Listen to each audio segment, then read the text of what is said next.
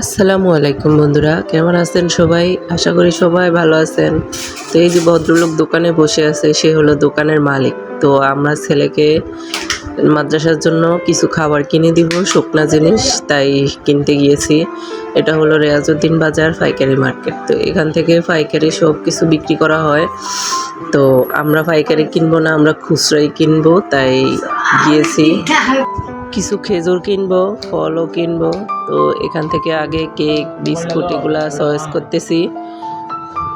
Biscuit ও এটা রেখে ওটা, সেটা রেখে ওটা, এরকমই করতেছে। তো আজ পরবর্তীতে খুঁজে পেলাম এটা খাবে, তো আরেকটা চকলেট কুকিজ খাবে, চানাচুর খাবে। ও জাল খুঁজতেছে, আমি মিষ্টিটা দিয়েছি, কারণ ছোট মানুষ, আবার গ্যাসের সমস্যা হবে, সেজন্য মিষ্টি বারবিকিউটা দিয়েছি।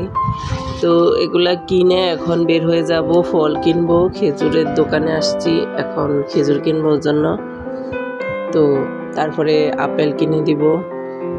ও আরবি পড়ার, সারাক্ষণ পড়াশোনা করতে হয়, তো খুব এনার্জি খাবার দরকার, তাই ফল ফুল কিছু কিনতেছি। তো কেনাকাটা শেষ প্রায়, এখন আমরা বেরিয়ে যাব। এটা হলো আমি যে দোকান থেকে আলু বোখরা, চিনি, গুড় এগুলা কিনি, সেই দোকান। এটাও পাইকারি দোকান। রেয়াজউদ্দিন বাজারে সব কিছুই পাইকারি দোকান থাকে।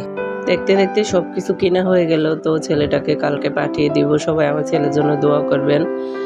আজ এই পর্যন্ত, সবাই ভালো থাকবেন। আল্লাহ হাফেজ, আসসালামু আলাইকুম।